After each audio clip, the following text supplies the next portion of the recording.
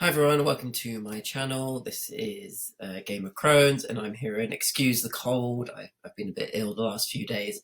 So what I want to talk about today is this really good clip from Modern Wisdom by Chris Williamson, and on there is Matthew McConaughey, who's a great guest and just somebody I could listen to all day.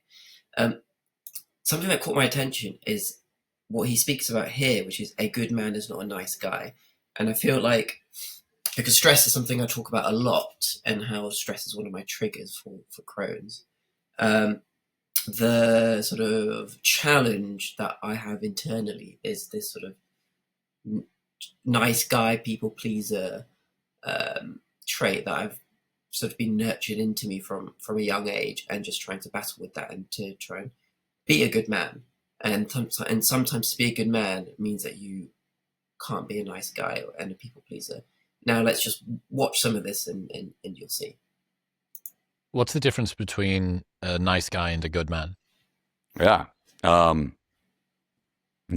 about that in there, but a nice guy is about something. A nice guy gets along. Yeah, do that. Yeah, I'll do that. They don't necessarily have discernment or judgment, not sure what they stand for or stand against. It's like, yes, sure. Yeah, hey. A good man has ideals that they stand for and they'll stand against. And when they're tested, a good man is not a nice guy. So I think he sums it up perfectly there. You don't really need to go into it deeper than that. A good man stands for something.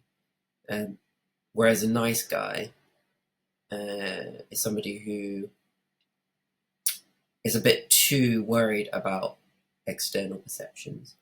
And for me, particularly when I was younger, worrying about external perceptions was stressful. And I was always worried about upsetting people and putting other people's needs ahead of mine, which would then cause internal resentment, internal frustration, which would then cause more stress, which would then cause me to be quite self-critical. And that would lead to more stress. And then ultimately it might lead to me down the line being unnecessarily mean or rude, which is born from frustration in myself rather than external things happening. So that's interesting in itself. And I feel like this battle is something that maybe other people go through. But let's continue watching. That's in the chapter of manning up. You know, I was that time when I was doing the rom-coms, and that's all I could do. I was feeling like my work was just me as a nice guy. And in life, I was not just a nice guy. Like I said, Camilla's pregnant. I got a child coming. I was feral with masculinity. And in my work, maybe I was feeling a bit neutered. And I was like, well, I'm a good guy and a good man in life, but I'm just a nice guy at work. Can I be a roles that can be a good man? And that was dramas. Because in dramas, you can stand for or stand against something. Your ceiling for pleasure and your basement for pain are up to you. How do you feel about it? And no direction can go, that's too much, or that's not enough. You got too angry there. Oh, you meant that too much. That didn't come in a drama. Those come in a rom-com, right? Because the emotions and how you feel are compressed to be in a buoyant level and a threshold that's up bouncing from cloud to cloud only.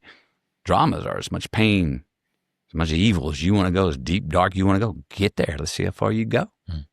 How high you want to fly. How close to that sun you get before you get burned. Go. Let's see how far you go. That's what you get in a drama. Much more like real life. I know he's talking about acting. He's talking about his choices from being the rom-com guy to being taken seriously and doing dramas and winning accolades. But there is something that's quite crucial there, which is he was a good guy in his relationships, good guy at home, meaning that he would make tough decisions, but he would ultimately be a man of virtue, and he would do the right thing and live by his values at home. Now, I feel like I am better at that. I am better at being a good man for my partner, for my family, and for my friends. But what I am trying to develop more now is taking this sort of a good man philosophy and running with it in my professional setting. So still I find it difficult to navigate around this people pleasing in a professional setting, which is unhelpful. And I've recently started to work in an organization in London, and London is particularly the center of London, like in the heart of like the financial sector. It's pretty ruthless. There's a lot of strong characters, people who aren't really thinking in a collaborative team way. They're just thinking about their needs and their egos, and that's where I think the good man philosophy probably would help, and it would probably alleviate a lot of my daily stresses. Again, this is something that I'm sure other people go through. I'm sure if you're somebody who works in a big city and you might work in a sector that is quite aggressive and hostile, you might feel the same thing too. But this is a great episode. I would recommend listening to the full clip if you can, and just start thinking about the good man or the good person philosophy. You know, somebody who has virtues, who tries to stick by them, and who isn't going to be a yes person for the sake of it, but actually knows their own boundaries and limitations and knows right from wrong.